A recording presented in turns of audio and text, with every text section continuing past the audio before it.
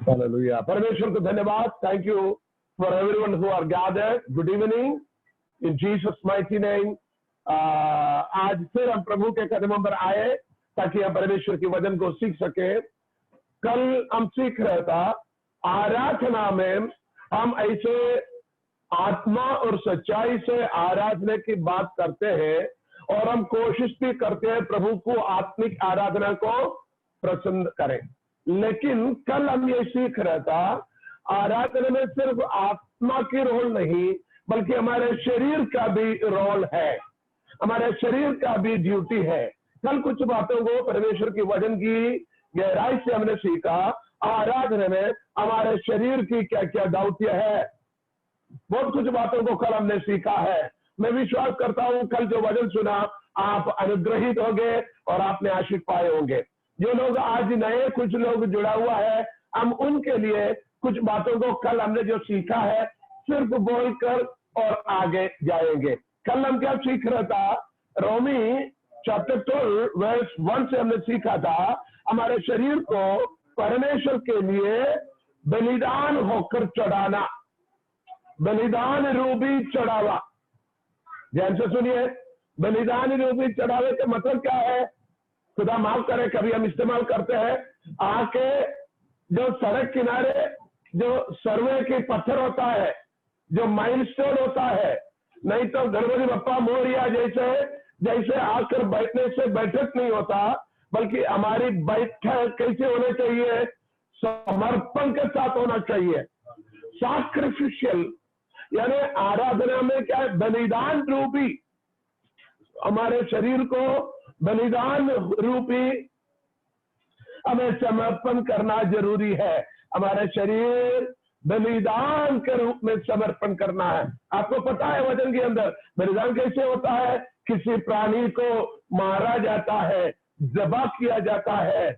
इसी तरीके से हमारे दुनिया के साथ जितने भी रिश्ता है उसे खत्म कर कर हम पवित्र आत्मा के साथ कनेक्ट होकर हमारे मन तन और क्या है?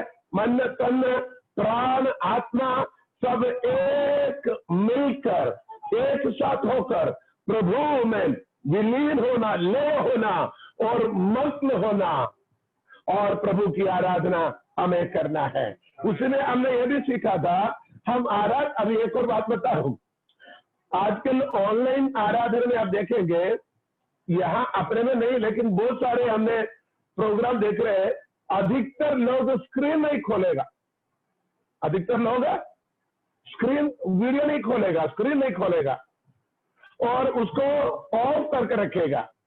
मालूम है क्यों? वो अपने आप को स्क्रीन में दिखाने के लायक नहीं बैठा इसलिए। यदि अच्छा कपड़ा पहना है, यदि अच्छी तरीके से बैठे हैं, जरूर स्क्रीन ऑन करेगा और एक दूसरे को देखकर, एक दूसरे के चेहरे को देखकर हम वचन को सीखेंगे, सुनेंगे, उसमें बहुत आनंद होता है। क्योंकि हम परमेश्वर की चेहरे को देखकर क्या करता है? वचन सीखना है। आमीन। परमेश्वर के अभिषेकों को देखना क्या देखता है? परमेश्वर के चेहरे को देखना है। परमेश्वर के अभिषेकों से सुनना, किससे सुनना? परमेश्वर से सुनना है। ये आपको पता है, इसलिए हम देख कर बैठते हैं। लेकिन अधिकतर लोग स्क्रीन नहीं ओपन करेंगे। क्यों? उनके उठने बैठने की स्टाइल कहीं उल्टा सीधा है। मैंने कहा कुछ दिन पहले एक पास्टर लाइव प्रोग्राम में जा रहा था, अचानक उनकी कैमरा कहीं घूम गया तो पता लगा वो पास्टर ऊपर से कोट जैकेट पहना हुआ, नीचे चड्डा पहना हुआ, निक्कर भी नहीं, जैसे घुटने तक निक्कर हो तो चलेगा, ये तो पूरी जान दिखेगा नीचे चड्डा है। क्योंकि उसने सोचा ऊपर से मेरा दिखना है और नीचे से कुछ भी हो, पहने या ना पहने हो। ये झूठ नहीं है, वीडियो अभी भी वायरल है, चाहिए तो मैं आपके पास भेज सकता हूं। और कई लोग, अभी एक दूसरा पास्टर बता रहा था, कोई प्रोग्राम ऑर्गेनाइज करने वाले, जिसको क्या बोलेंगे? होस्ट, जिसको होस्ट करता है, होस्ट ऑर्गेनाइज करने वाले, वो कैमरा बंद था लेकिन उनकी पत्नी या बच्चे दूसरा कैमरे में कई कमरे में था, तो वहां से आ गया। तो ये बिस्तर में लेटा हुआ है, खाली ये कैसे बिना आस्तीन के बेनियन पहने हैं, नीचे चड्डा है। वो प्रोग्राम होस्ट कर रहे, ध्यान से सुनो। मेरे कहने का मतलब क्या, कल हमने सीखा हम परमेश्वर के कदमों पर भय और भक्ति के साथ, भले आपको कोई नहीं देखे लेकिन परमेश्वर आपको देखता है, और आपके शरीर को हमने कल क्या सीखा, जीवित बलिदान, पवित्र बलिदान और परमेश्वर को भावता हुआ बलिदान होकर चढ़ाना है। भले आप अपने घर में अकेले हो तो भी ढंग से कपड़ा पहने और ढंग से भक्ति के साथ उपस्थिति में बैठे, किसी को दिखाने के लिए नहीं। आपको देखकर, आपको साड़ी को, आपको सूट को या आपका पैंट शर्ट को देखकर हमें कुछ प्राप्त नहीं करना, लेकिन परमेश्वर की उपस्थिति में हम तैयार होकर बैठना हमारे जीवन में अनुग्रह की बात है, जिसे देखकर परमेश्वर भी खुश होता है। Hallelujah, praise the Lord. इसलिए कल हम सीख रहे था, आराधना में हमारे शरीर की बड़ी रोल है। क्या है, हम अपने आप को बलिदान रूपी समर्पण करना और जीवित बलिदान होना है, पवित्र बलिदान होना है और परमेश्वर को भावता हुआ बलिदान होना है। इन बातों को कल हमने सीखा। फिर हमने सीखा है और हमारे शरीर को प्रकाशमान होना है, क्योंकि परमेश्वर की ज्योति से हमें भरना है।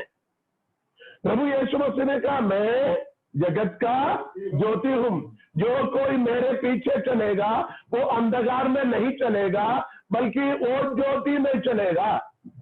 और उसी खुदावंद यीशु मसीह ने अपने चेलों को अर्थात मुझे और आपको क्या कहा, तुम जगत की ज्योति हो। हालेलुया। और हमने कल पढ़ा था मत्ती 6 की 22 में,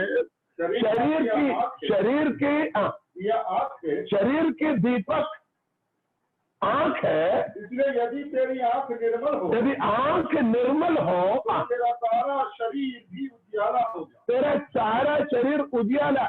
ये कैसे थियोलॉजी है, देखिए, आंख शरीर का दीपक है, यदि आंख निर्मल हो तो सारा शरीर उजियाला होगा।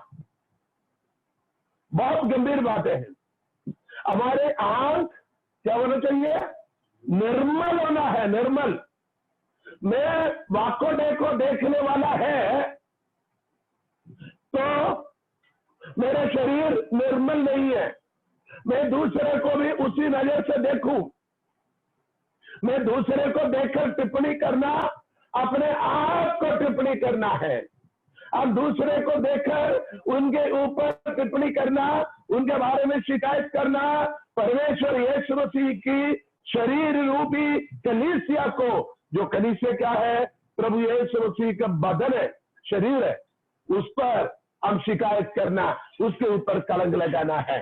इसलिए शरीर, आंख निर्मल हो, आंख निर्मल हो, शरीर क्या होगा, शरीर भी निर्मल नहीं लिखा हुआ, शरीर पूरा ज्योति से भरा होगा। इसका मतलब, हालेलुया, हम शरीर को जितना भी गोरापन बनाए, फेयर एंड लवली लगाए या और कोई क्रीम लगाए या रूज लगाए, लिपस्टिक लगाए, आप गहने पूरा कान में, नाक पे, जहां पर भी डालो और अच्छे से अच्छे परफ्यूम लगाओ, लेकिन आपके आंख सही नहीं है तो आपके शरीर भी अंधकार में है। ध्यान से सुनिए, भले आपने शरीर के लिए बहुत ब्यूटी पार्लर में गए, 500 रुपये ब्यूटिशियन लेडी को दे दिया और जो कुछ चिपड़ाया, जो कुछ आपने वार्लो लगाकर आकर बैठा है, या किसी फंक्शन में गए, लेकिन आपकी आंख सही नहीं है, आंख में ज्योति नहीं है, आंख निर्मल, आंख क्या होना चाहिए, निर्मल नहीं है तो शरीर पूरा अंधकार में है। आंख निर्मल नहीं है, तुम्हारे जीवन ही अंधकार में है। आंख निर्मल नहीं है, तेरा पारिवारिक जीवन ही अंधकार में है। आंख सही नहीं है, तेरी आत्मिक जीवन भी अंधकार में है। ये कल हमने सीखा था, आज और कुछ शब्द खुदावंद ने उसी में जोड़ा है, हम आगे जाएंगे। फिर हमने क्या देखा है, हालेलुया, हमारे शरीर को पाप के विषय में मारा गया करके आपको समझना है। पाप के लिए लालसाएं आएंगे। कल मैंने कहा था किसी आदमी बहुत शराब पीने वाले थे। शराब पीने वाले व्यक्ति उद्धार पाए।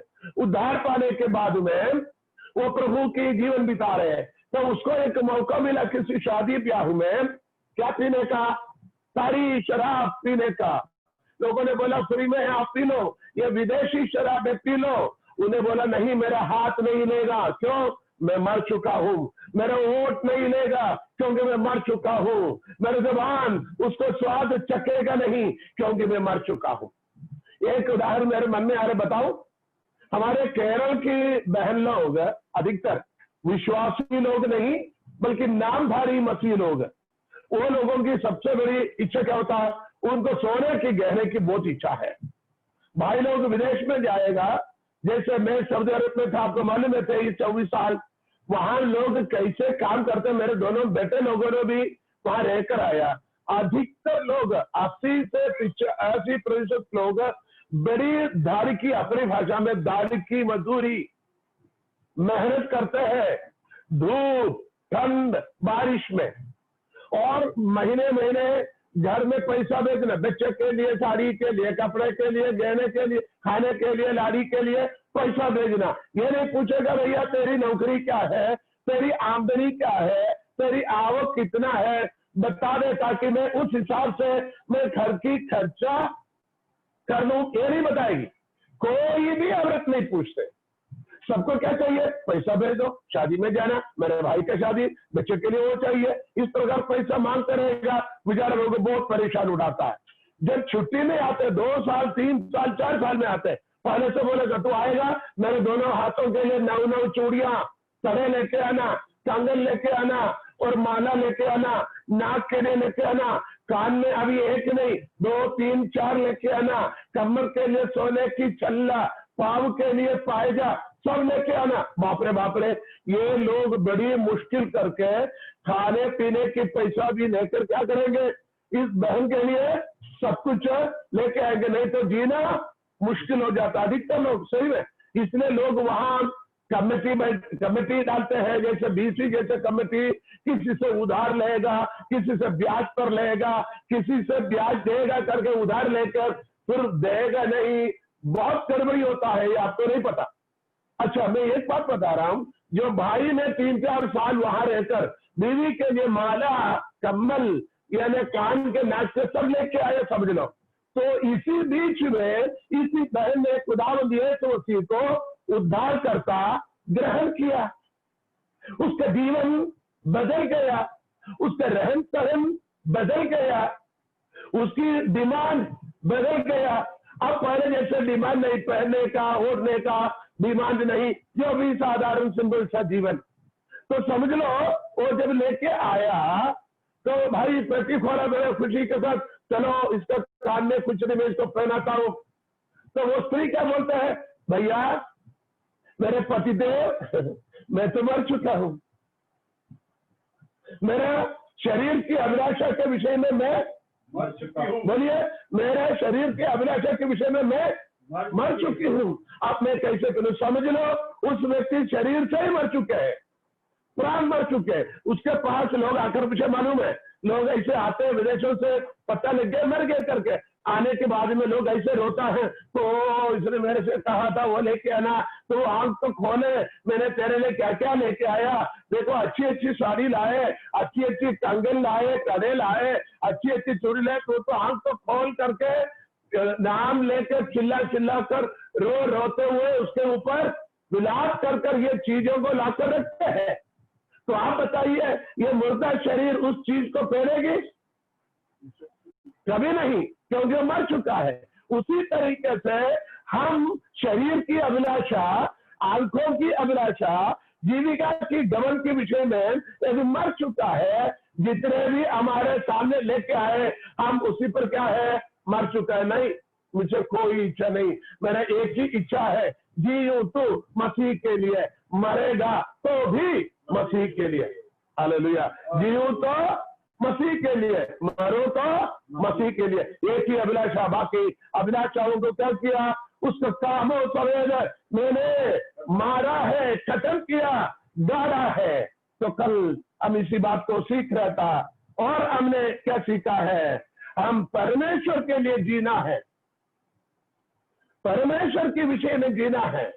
प्रार्थना के बाद चाहे कितने भी कमजोर हो, तुरंत उठकर बैठकर प्रार्थना करें। आराधना के बाद चाहे जितने भी विद्वान आया हो, मेहमान आया है, बड़े बड़े काम हो, बोला नहीं नहीं चलो मुझे आराधना में जाना है। अरे शादी में जाना, शादी में बाद में जाऊंगा। कोई मर गया, उनके घर में जाना, बोले मैं बाद में जाऊंगा। पहले मैं आराधना में जाऊं, पहले मैं प्रार्थना में जाऊं, पहले मैं परमेश्वर के पास जाऊं, पहले मैं वचन को सीख लूं, पहले मैं प्रार्थना कर लूं, पहले मैं वचन ग्रहण कर। इस प्रकार परमेश्वर और परमेश्वर के कार्य के लिए क्या होना, जीवित रहना है।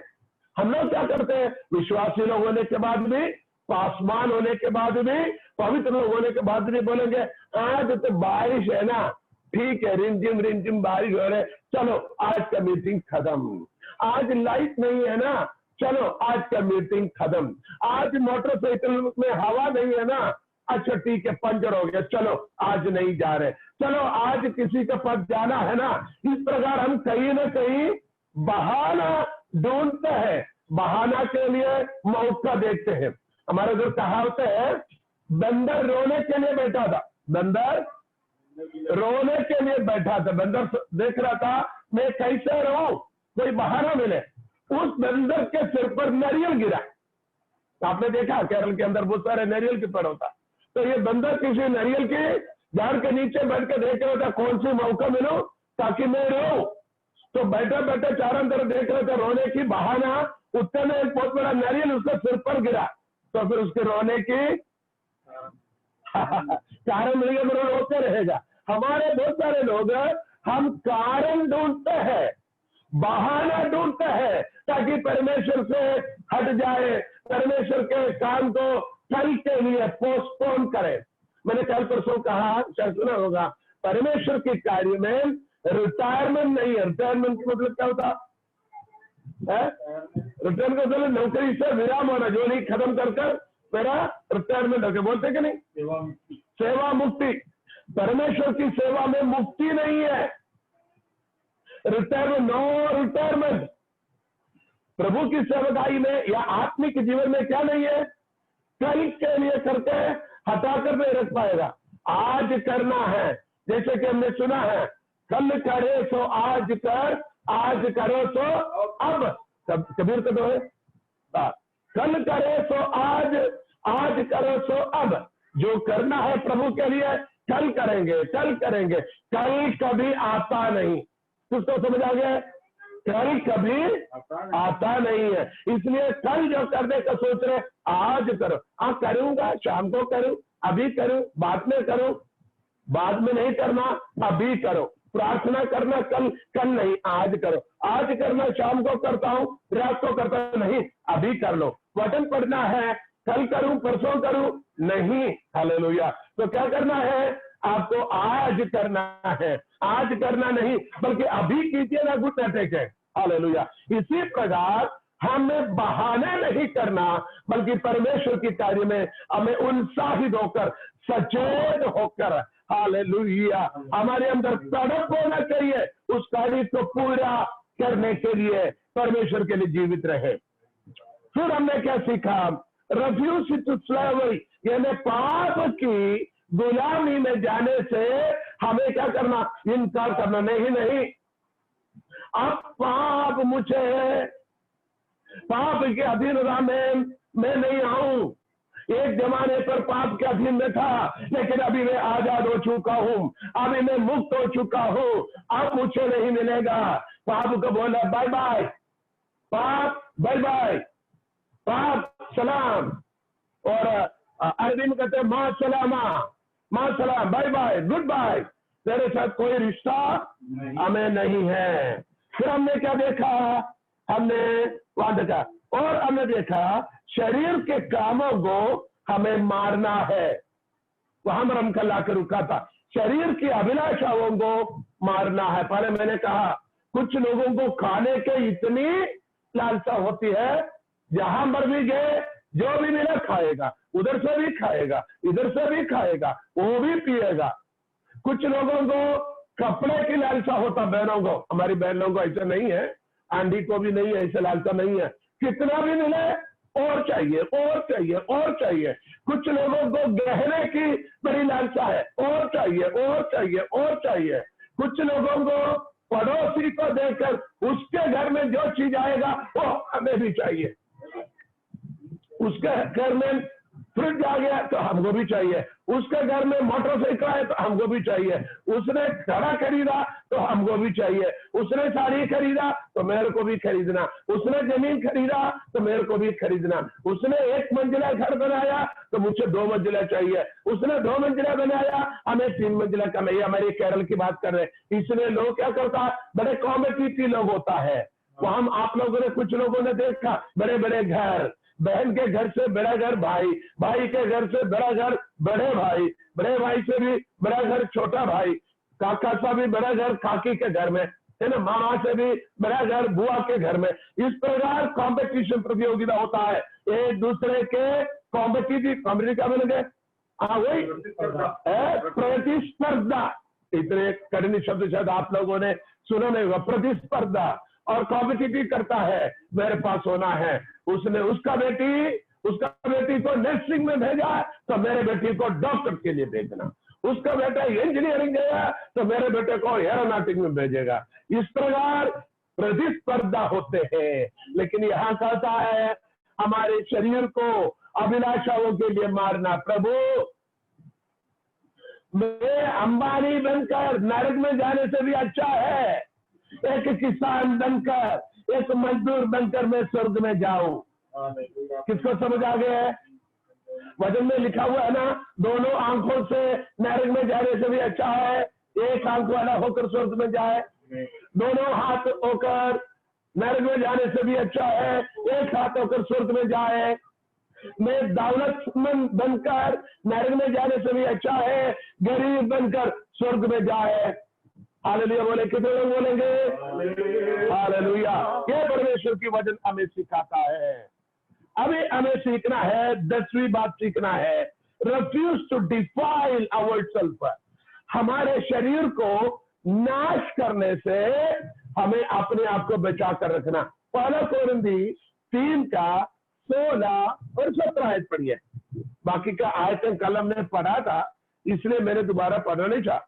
आज हम पढ़ेंगे पहला कोरिन्थियों, क्या तुम नहीं जानते, ध्यान से पढ़ेंगे, क्या तुम नहीं जानते तुम परमेश्वर का मंदिर हो आगे, और परमेश्वर का आत्मा तुम में वास करता है। परमेश्वर की आत्मा या परमेश्वर हमें जताता है, क्या तुम नहीं जानते तुम परमेश्वर की मंदिर और परमेश्वर की आत्मा तुम पर। अब ध्यान से सुने, अपने आप को सीने में हाथ रखकर बोलना है, मैं परमेश्वर की मंदिर और मैं परमेश्वर की आत्मा मुझ पर वास करता है।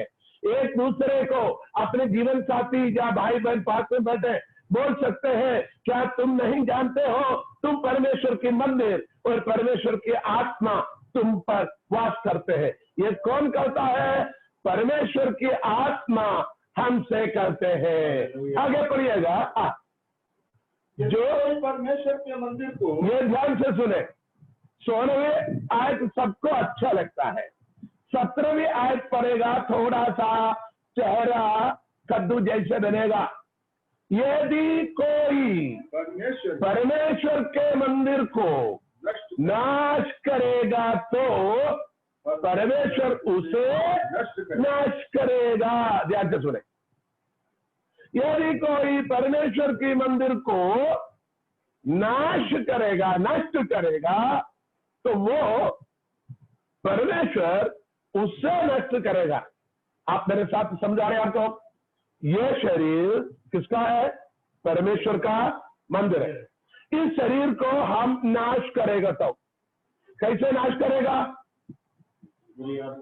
बुरी आदतों से, शरीर की अभिलाषाओं से, शरीर की कामों से, बुरी अभिलाषाओं से, शरीर की अभिलाषा, आंखों की अभिलाषा, जीविका की घमंड और पाप की लालसा है।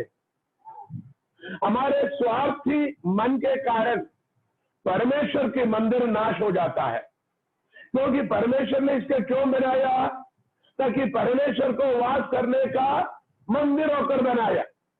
इस मंदिर के अंदर उंदरा, मांजरा, गरसो, कुतरो और क्या क्या मकड़ी, हाँ, यह सब कुछ भर जाएगा। तो आपने शायद सुना है, पढ़ा है, नहीं पढ़ा, रामलाल का हृदय करके एक पुस्तक आपने देखा है? किसने देखा? रामलाल का हृदय, एक छोटा सा पुस्तक है। देखो, बाल सिंह पास्टर ने देखा रामलाल का हृदय। उसी में एक मनुष्य की चेहरा और एक हृदय की तस्वीर। उसके अंदर क्या है? उसमें बहुत सारे तस्वीर बना हुआ। पहले में क्या है? उसके अंदर नेवला, गीदड़, चूहा, कुत्ता, बिल्ली, सांप, मकड़ी, है ना, शेर, लोमड़ी, ऐसे प्राणियों की तस्वीर बनाकर रखा हुआ। ये नहीं समझना ये किताब किसी की कहानी है। ये दुनिया में बाइबल के बाद, पवित्र शास्त्र वचन के बाद दुनिया में मशहूर रहने वाले पुस्तक है वो। पवित्र शास्त्र बाइबल के बाद दुनिया के अंदर सबसे मशहूर पुस्तकों में एक है। हर भाषा में उसकी परिभाषा है। मलयालम में लिखा हुआ तंबियुड हृदय, तंबी का हृदय। हिंदी में रामलाल का हृदय। हर भाषा में है, हर भाषा में है। तो कहने का मतलब एक मनुष्य के अंदर जब पाप में है, क्या क्या स्वभाव उसके अंदर आता है। शेर जैसे क्रोध करने का, दूसरे को फाड़ खाने का, उल्लू जैसे स्वभाव, गधा जैसे स्वभाव, लोमड़ी जैसे स्वभाव, सांप जैसे स्वभाव, बिल्ली जैसे, चूहा जैसे, कुत्ता जैसे, अलग अलग स्वभाव है जब वो पाप में रहता है। और उसके अंदर मकड़ी जाला भी बना कर रखा है। जो लोग मेरे से संदेश सुनने वाले उस पुस्तक को कभी देखा नहीं है तो कहीं कोशिश करना, मन में रखना। रामलाल का छोटी पुस्तक है, कहीं मिलेगा तो मैं आपको लाकर दिखा सकता हूं। जब यीशु मसीह उसके जीवन में आता है, दूसरा पेज में, तीसरा पेज में लिखा, यीशु मसीह जब जीवन में आता है, वो पूरी प्राणी उस हृदय से बाहर भागते हैं। पूरी प्राणी उस तस्वीर से बाहर भागता है। फिर उसके हृदय के अंदर हालेलुया परमेश्वर की आत्मा कबूतर की चिन्ह दिया हुआ है। एक आंख यानी ऐसे रोशनी के साथ उस घर में भरा हुआ है। वो खुशी है। कहने का मतलब अभी हम क्या पढ़ रहे था, हमारे शरीर को हम नाश, क्या बोला, यदि कोई परमेश्वर के मंदिर को नष्ट करेगा, परमेश्वर के मंदिर के अंदर इस प्रकार के प्राणियों की स्वभाव जैसा बैठने देगा तो शरीर नाश हो गया।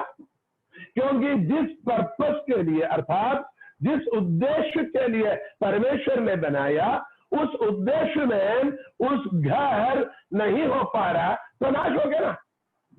आपके पास मोबाइल है, मोबाइल क्या है, जरूरी समय पर किसी से बात करना है, आप कोशिश कर रहे, कॉल नहीं जा रहे, कोशिश कर रहे, कॉल नहीं जा रहे, आपको गुस्सा आएगा कि नहीं? गुस्सा आएगा। मैम किसी चीज को लिखने के लिए, बात को किसी ने फोन पर कोई नंबर बता रहे, कोई एड्रेस है, जल्दी लिख दो फटाफट। आप पेन लेकर लिख रहे, बार बार लिख रहे, पेन नहीं चल रहे, फिर पेन हिलाकर देखा, फिर लिख रहे, पेन नहीं चल रहे, गुस्सा आएगा कि नहीं? इसी तरीके से जिस पर्पस के लिए, जिस उद्देश्य, सद उद्देश्य के लिए परमेश्वर ने मुझे और आपको बनाकर इस धरती पर रखा, लेकिन जब परमेश्वर के उद्देश्य पर हम काम नहीं आते तो प्रभु क्या उसके साथ बर्ताव करेगा? वचन कहता है जो परमेश्वर के शरीर को नाश करेगा, हम क्या करेगा? हम उस पेन को फेंकेगा। हम उस घड़ी कई बार सुधारने के बाद भी काम नहीं चल रहा, फेंकेगा। मोबाइल पे कुछ समय रखेगा, बार बार रिपेयर करने के बाद भी नहीं चल रहे तो फेंकेगा। प्रभु कहता मैं उससे नाश करूंगा। तो देखिए, जो परमेश्वर के मंदिर को नाश करेगा मैं उसे नष्ट। फिर से पढ़े, साथ का पढ़ो। यदि कोई परमेश्वर के मंदिर को नष्ट करेगा यदि कोई परमेश्वर का मंदिर को नष्ट करेगा तो परमेश्वर उसे नष्ट करेगा। तो परमेश्वर उससे, किसे? उस व्यक्ति जो अपनी स्वभाव आदत से परमेश्वर के मंदिर को नष्ट करता है, गंदगियों से भर कर रखता है, प्रभु कहता मैं उसे नष्ट करूंगा। Hallelujah, hallelujah. आगे पढ़िए। क्योंकि परमेश्वर का क्यों प्रभु क्यों करेंगे? क्योंकि परमेश्वर के मंदिर पवित्र है। भैया मेरे से ऐसे हो गया तो मुझे नष्ट क्यों करना है? प्रभु कहता भैया ये परमेश्वर के मंदिर पवित्र है और वह तुम हो। और वो तुम हो। परमेश्वर के मंदिर पवित्र है। वो कहाँ बना हुआ है? गोवा में बना है क्या? भोपाल में बना है क्या? बंबई दिल्ली में बना है क्या? खंडवा में बना है क्या? नहीं, प्रभु कहता है परमेश्वर के मंदिर वो पवित्र है। वो पवित्र मंदिर वो तुम है। आज सीने में हाथ रखकर अपने आप से कहे मैं परमेश्वर के मंदिर हूं और ये पवित्र है। परमेश्वर के मंदिर पवित्र है और वो पवित्र मंदिर मैं हूं और आप हूं। हालेलुया। तो क्या हमने सीखा? हमारे शरीर की प्राधान्यता आराधना में परमेश्वर के विषय में शरीर की बहुत महत्वपूर्ण है, बहुत बहुत महत्वपूर्ण प्रभु के वचन के अंदर। हालेलुया। हम पढ़ते हैं और हमें पढ़ना है और आगे पढ़ना है। 12 कोरिन्थियों 3 का 16 और 17 भी हमने पढ़ा है। परमेश्वर के मंदिर को क्या नहीं करना? नाश नहीं करना, नष्ट नहीं करना। आगे 11वीं बात क्या लिखा हुआ है? परमेश्वर के मंदिर को पवित्र आत्मा से भरकर रखना है। इस मंदिर को खाली नहीं रखना, इस मंदिर को खाली नहीं रखना, इसको भर कर रखना है। ये पवित्र आत्मा को भरने का पात्र है, इसे हमेशा भरे रखना। जैसे अपने पास गाड़ियां हैं, उस गाड़ी के टंकी में जैसे हम पेट्रोल को भरता है, वैसे इस गाड़ी में, ये जीवन गाड़ी में पवित्र आत्मा को भरना है। घर में खाना पकाने के गैस की टंकी जब खत्म होता दोबारा हम भरवा कर लाते हैं, वैसे हमें इस टंकी को पवित्र आत्मा से भरना है, इसे खाली नहीं रखना। हेलो, आपको मालूम है, आपको मालूम है गाड़ी के टंकी के अंदर कुछ समय के लिए आप सूखा रखिए। 1 साल के लिए आपने मोटरसाइकिल को चलाया नहीं, गाड़ी में एक बूंद भी तेल नहीं था, 1 साल बाद उस गाड़ी को निकालिएगा, मालूम है क्या होगा? वो टंकी में सुराग गिरेगा, छेद गिरेगा। बड़े गाड़ी का भी ऐसा होता है, छोटा गाड़ी में भी। यदि उसके अंदर बिल्कुल तेल नहीं है, सूखा गाड़ी, सूखा टंकी है, तो वो टंकी धीरे धीरे जंग खाएगा। क्योंकि इस डीजल, पेट्रोल, गैस, आप छोड़िए, घास का डब्बा लीजिए। पुराने जमाने पर लोहे की डब्बा होता था, घास, आजकल प्लास्टिक का डब्बे में। लोहे की डब्बा किसी के घर में है, उसके अंदर घास डालते थे। जब उसके अंदर 1 साल भर 6 महीने के लिए तेल नहीं था, फिर आप निकालिएगा, पता लगेगा उसके अंदर पूरा जंग लगे। उस जंग को निकालने की कोशिश करेगा, उसमें सुराग गिरेगा। किसको समझ आ गया? इस टंकी को, इस डब्बे को, इस मंदिर को खाली न रखना, बिना तेल के न रखना। बिना तेल का रखेगा तो ये टंकी खराब हो जाएगा, किसी काम का नहीं आएगा। हालेलुया। कितने को समझ आ रहे? हालेलुया। आप 1 कुरिन्थियों 6 अध्याय 13 से लेकर 20 आयत तक कल हमने पढ़ा है, लेकिन उसके अंदर से आखिरी 1-2 आयत में पढ़कर बताना चाहता हूं। 1 कुरिन्थियों 6 अध्याय है ना? हालेलुया। आप उसकी 19 और 20 आयत पढ़िए, पूरा पढ़ना था हमें। कि इस संसार का ज्ञान हाँ, नहीं, एक काम कीजिए ना, उसकी 12 6 की वो तो हमने पढ़ लिया ना, कल पढ़ा हुआ है ना, नहीं पढ़ा था। हाँ ठीक है 13 से पहला कुरिन्थियों की पत्री 6 का 13 से 20 तक पढ़िएगा। भोजन पेट के लिए हाँ। और पेट भोजन के लिए है, हाँ। परंतु परमेश्वर इसको और उसको दोनों को नष्ट करेगा। हाँ, परमेश्वर किसको? दोनों को नष्ट करेगा। हाँ। परंतु देह व्यभिचार के लिए नहीं, देह व्यभिचार के लिए नहीं, आगे, वरन प्रभु के लिए है। देह व्यभिचार के लिए नहीं, वरन प्रभु के लिए है। ध्यान से सुनिएगा, आगे। और प्रभु देह के लिए है। और प्रभु देह के लिए और देह प्रभु के लिए। ध्यान से सुनिएगा, प्रभु देह के लिए और देह प्रभु के लिए, आत्मा देह के लिए, देह आत्मा के लिए। आगे पढ़िएगा।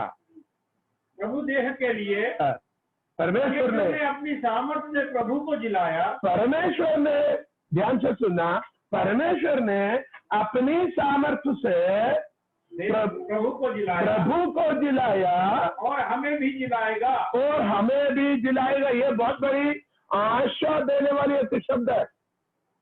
जैसे परमेश्वर ने प्रभु यीशु मसीह को मुर्दों में से जिलाया, वैसे ही हमें भी ये नाशवान शरीर से अविनाशी शरीर में हालेलुया हमें जिलाएगा। विश्वास करने वाले प्रभु को धन्यवाद दे। Hallelujah, praise the Lord. आगे पढ़िएगा। क्या तुम नहीं जानते कि तुम्हारी देह, क्या तुम नहीं जानते ही कि तुम्हारी देह मसीह के अंग है। अब देखे, तुम्हारा देह पहले हमने सीखा परमेश्वर की मंदिर है, पवित्र आत्मा की मंदिर है, और परमेश्वर शरीर के लिए, शरीर परमेश्वर के लिए। यहां कहता तुम्हारी देह मसीह के अंग है, मसीह के अंग है। क्योंकि कलीसिया मसीह का शरीर है। शरीर रूपी, देह रूपी कलीसिया किसका देह रूपी? प्रभु यीशु मसीह की देह रूपी कलीसिया में हम शामिल हैं। उसके सिर कौन है? मसीह यीशु।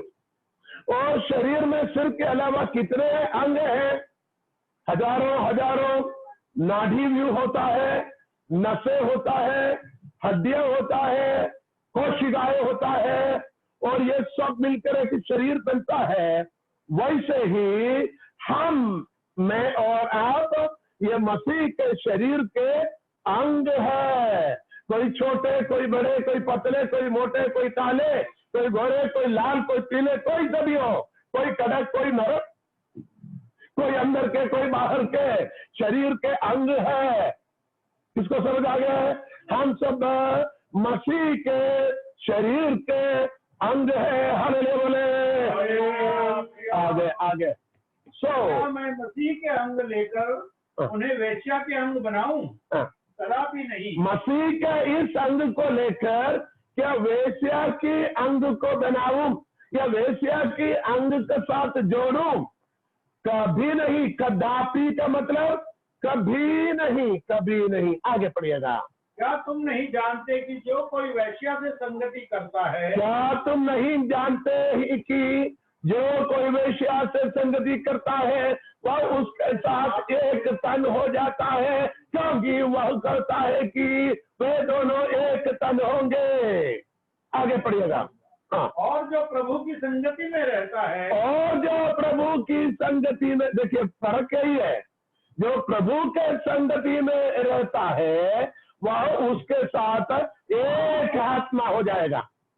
वेश्या के साथ संगति करेगा तो वेश्या के साथ जुड़कर एक देह बनेगा। वेश्या की देह बनेगा, मसीह के साथ रहेगा तो मसीह के साथ एक आत्मा हो जाएगा। हालेलुया।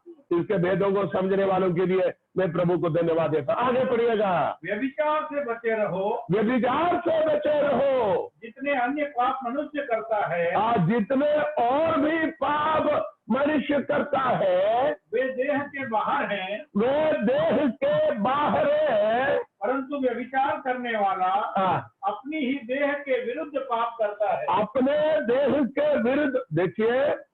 तमाम पापों को दो भागों में बांटा गया। एक शरीर के बाहर करने वाले पाप, एक शरीर के अंदर शरीर के विरुद्ध करने वाला पाप। बाकी तमाम पाप शरीर के बाहर करते हैं, लेकिन व्यभिचार अपनी देह के विरुद्ध पाप करता है। तो शरीर के विरुद्ध पाप होता है, शरीर के बाहर पाप होता है। समझना तो हमारे जीवन में हालेलुया बहुत अच्छा होगा। हालेलुया। 19 और 20 आयत पढ़ेंगे। क्या तुम नहीं जानते कि तुम्हारी देह पवित्र आत्मा का मंदिर है? अब ध्यान दो, तुम्हारी देह पवित्र आत्मा का मंदिर है, जो तुम में बसा हुआ है, और तुम्हें परमेश्वर की ओर से मिला है, मिला है। तो पवित्र आत्मा परमेश्वर की ओर से हमें मिला। नंबर 2, वो हमारे अंदर बसता है। नंबर 3, हम उस आत्मा के मंदिर है। हालेलुया। ये किसी दुकान से लाया नहीं, जैसे कपड़ा खरीद कर पहनते वैसे नहीं, किसी सोना चांदी पहनते वैसे नहीं, बल्कि परमेश्वर से हमें मिला है, और परमेश्वर ने हमें दिया है, और परमेश्वर ने इसके अंदर रखा है। तुम अपने मर्जी से रखा, जब मर्जी नहीं तो निकाला, वैसे नहीं। कोई मर्जी करने से पवित्र आत्मा नहीं आएगा, परमेश्वर को रखना है, क्योंकि ये परमेश्वर का दान है, ये परमेश्वर का दान है। हालेलुया। फिर से शायद तो क्या तुम नहीं जानते कि तुम्हारे देह पवित्र आत्मा का मंदिर है, जो तुम्हें बचा हुआ है, और तुम्हें परमेश्वर की ओर से मिला है, और तुम अपने नहीं। But you know that your body is the temple of the Holy Ghost, which is in you, or we can say which is within you, which you have God, and you are not your own. आप परमेश्वर का है, आप अपना नहीं है। 3:16 में क्या पढ़ा? No, you know, you are the temple of God, and God's Spirit is dwelt in you. One who defile the temple of God, and the God itself destroy him. Hallelujah. Hallelujah. अब 20वीं आयत पढ़िएगा, 19 के बाद। दाम देकर मोल लिए गए हो। तुम अपने आप में आसमान से गिरा खजूर पर अटका ऐसा नहीं, बल्कि आपको दाम देकर मोल लिया है। मुझे मेरे परमेश्वर ने दाम दिया। किसको दिया? इब्लीस को दिया। क्या दिया?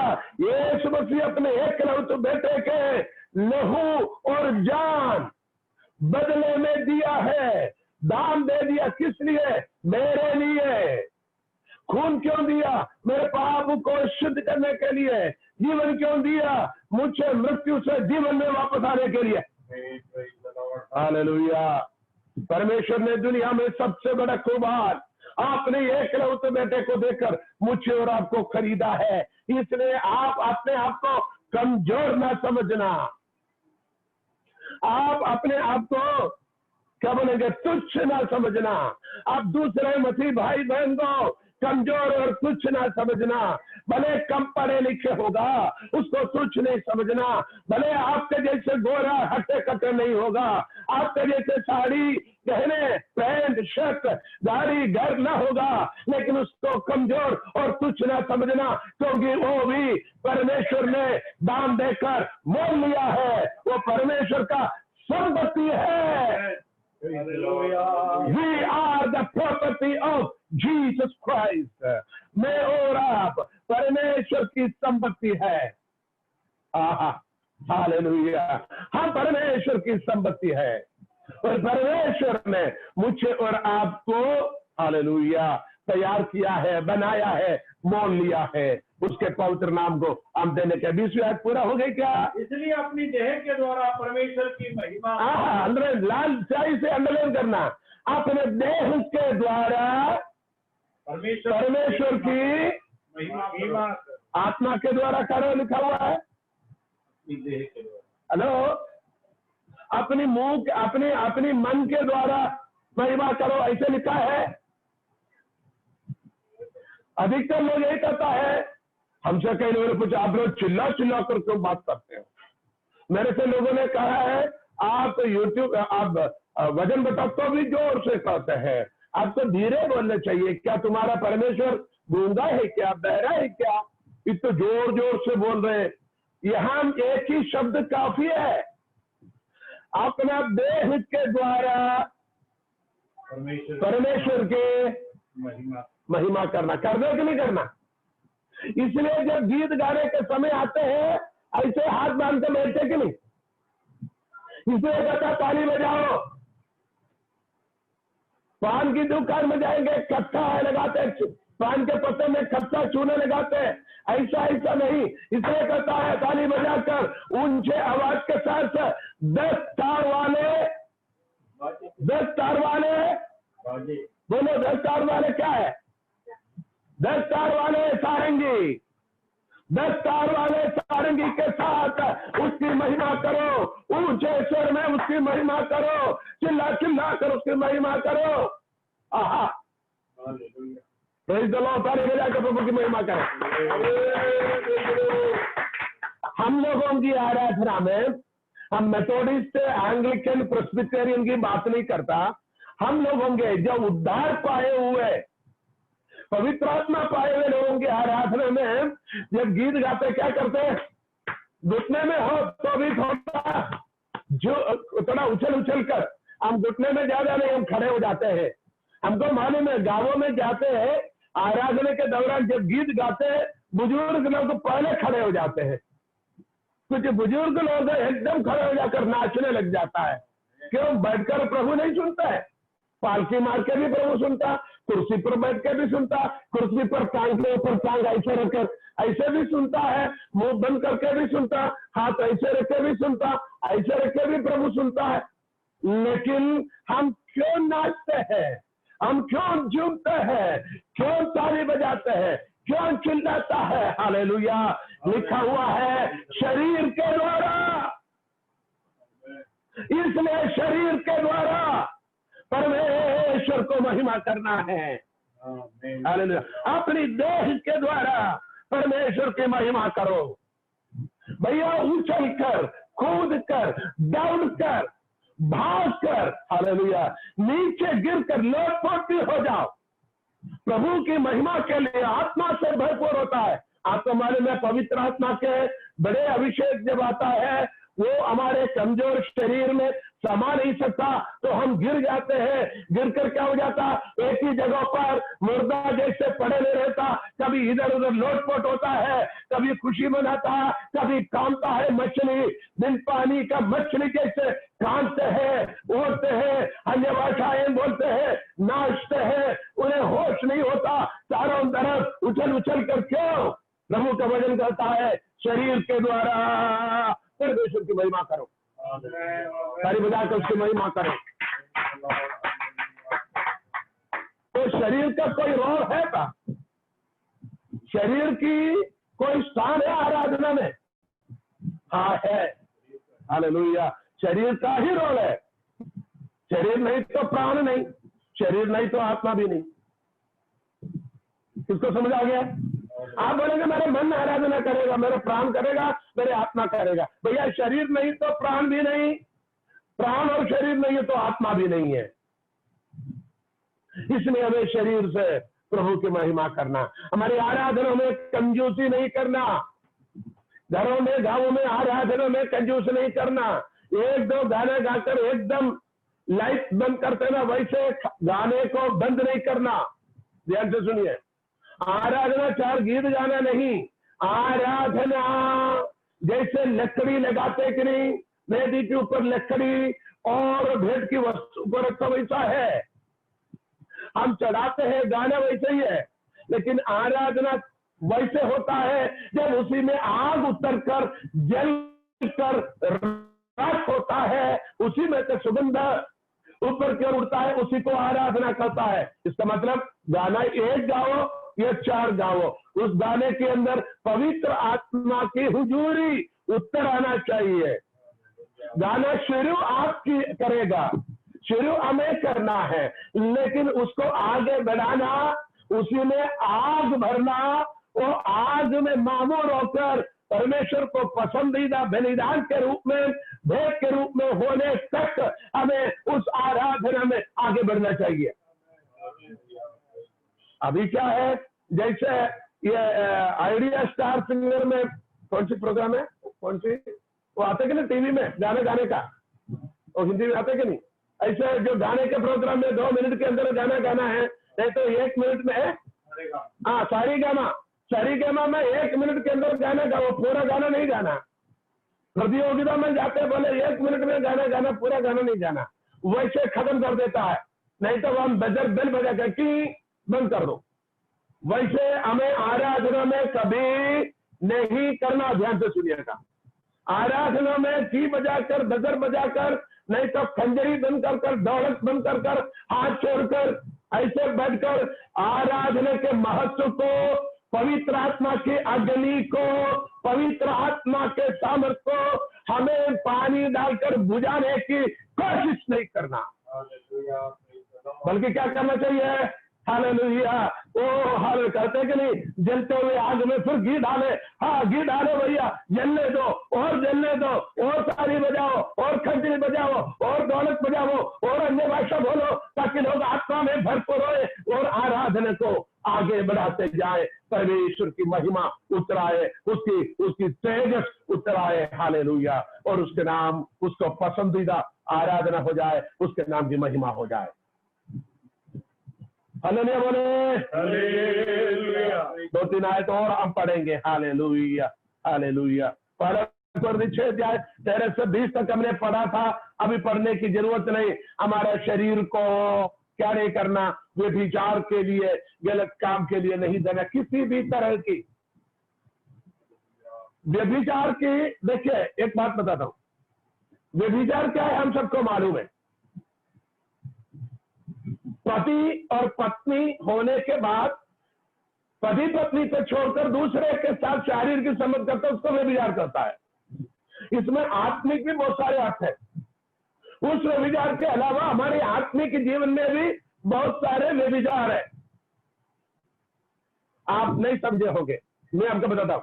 हमारा पति कौन है, प्रभु यीशु मसीह। तो हमारी बातचीत, हमारी प्रेम, हेलो, हमारी प्रेम, हमारी बातचीत, हमारी आराधना, हमारी भक्ति, हमारी आदर, हमारी सम्मान सब यीशु से होना चाहिए और यीशु के वचन के आधार पर होना चाहिए।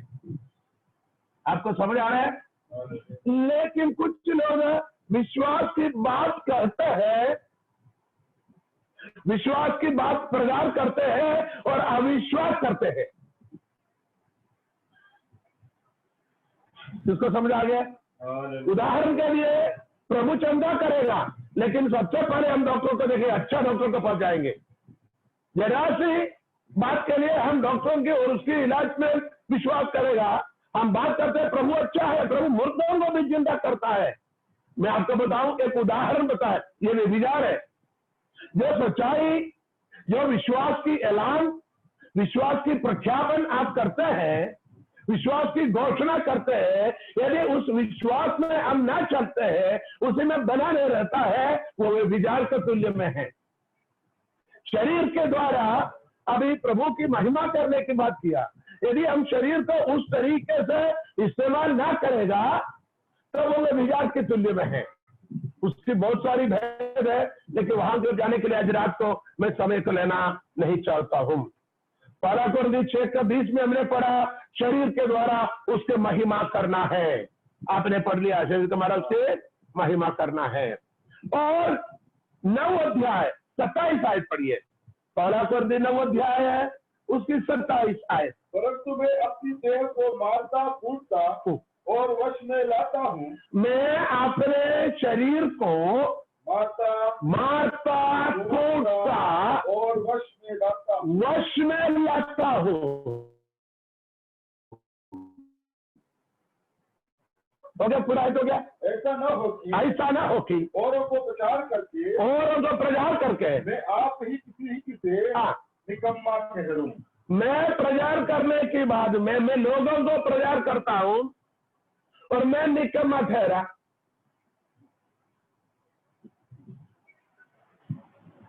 लोगों को मैंने डांट फूट कर पवित्र बनाई और मैं खुद अपवित्र बना। लोगों को प्रार्थना करके चंगाई दिया, मैं तो कभी चंगाई पर विश्वास नहीं करता, मैं अस्पताल में पड़े रहे। विश्वास की बात मैं प्रचार करता हूं, सिखाता हूं, डांट पीट कर सिखाता हूं, लेकिन मैं विश्वास नहीं करता।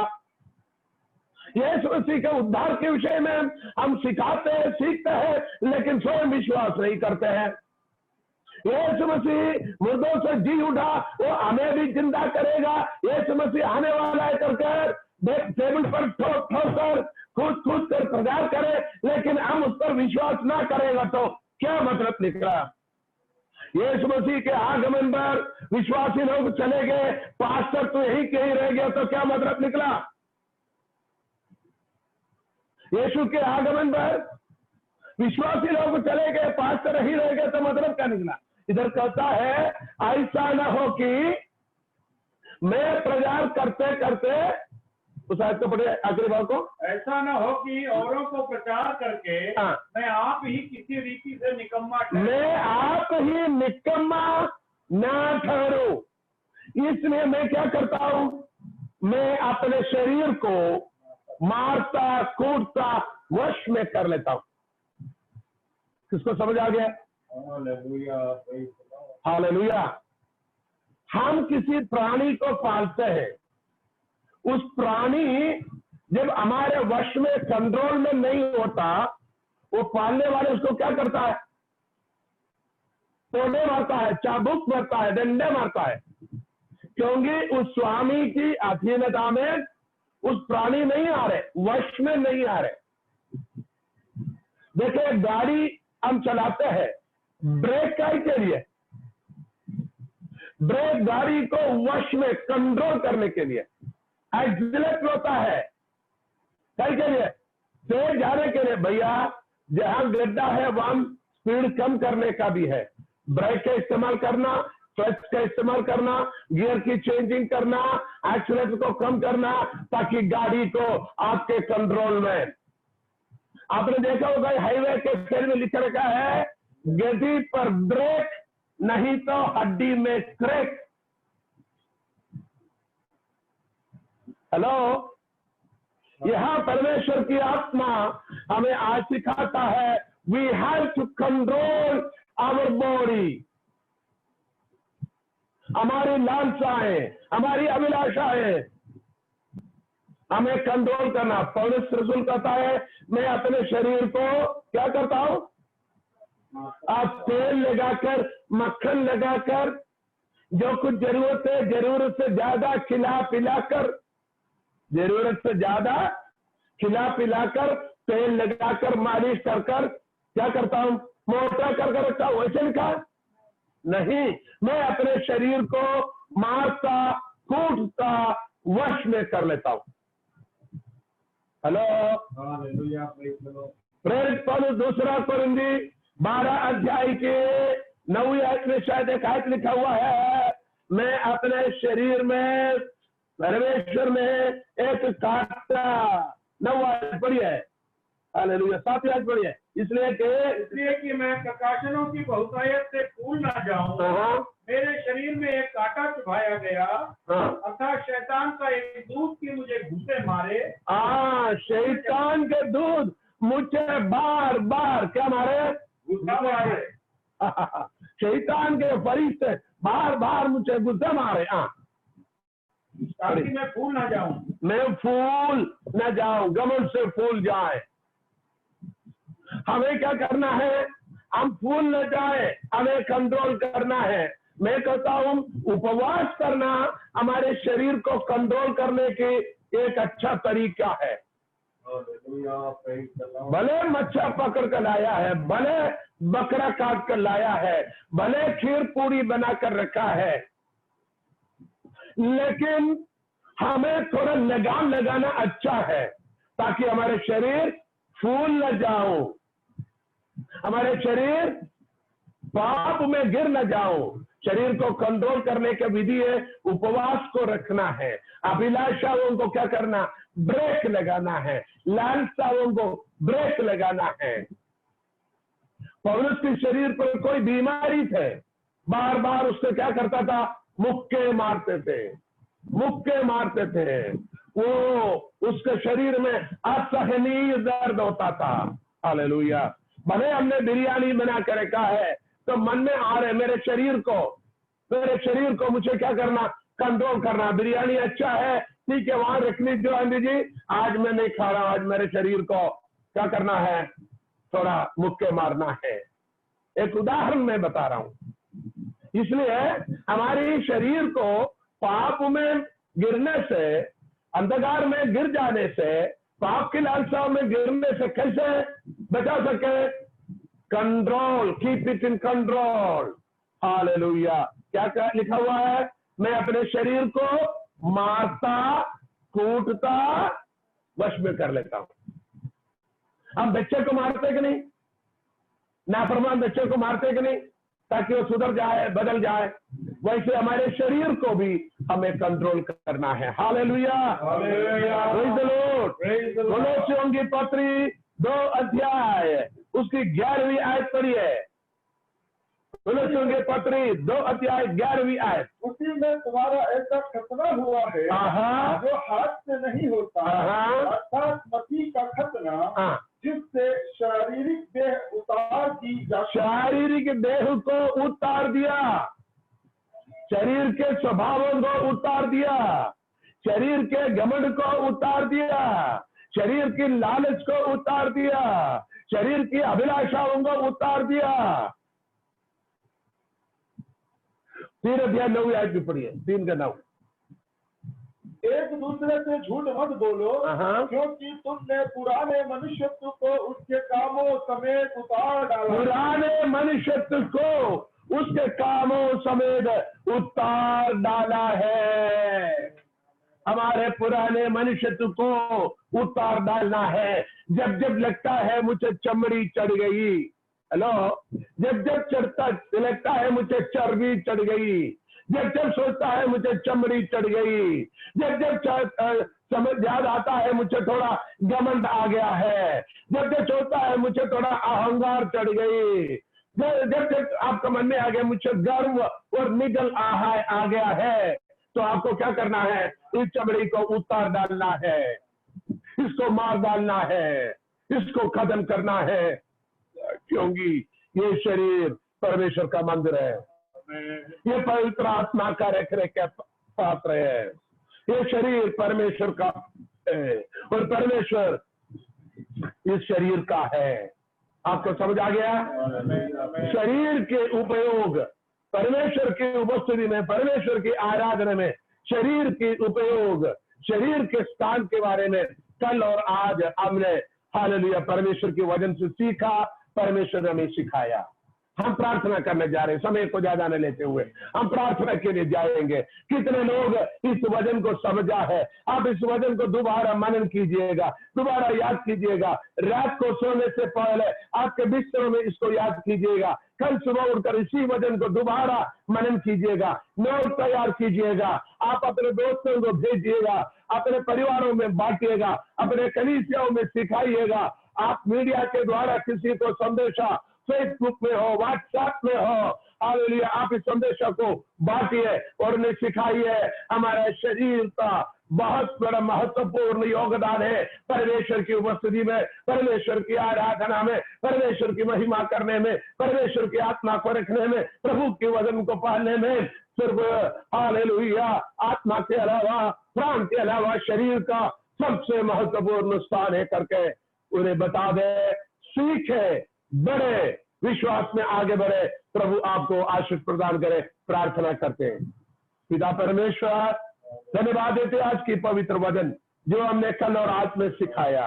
प्रभु आपके वचन के आधार पर शरीर के अंगों को मारते हुए खुदावंद हालेलुया हमारे पुराने मनुष्य को उतार डालते हुए, हमारे खुदावंदा तमाम पाप की लालसाओं को खत्म करते हुए, शरीर को मारता कूटता वश में करते हुए, पाप के विषय में मारते हुए, परमेश्वर के लिए जीवते हुए हालेलुया रहने के लिए हमें सहायता कीजिए। अनुग्रहित वचन देने के लिए धन्यवाद। आपने हमें सिखाया, धन्यवाद धन्यवाद धन्यवाद। जितने बहन भाई बेटे बेटियों ने ग्रहण किया उनके लिए भी प्रार्थना करते हैं, ये बहुमूल्य वचन निष्फल न हो बल्कि अनुग्रह के कारण हो जाए।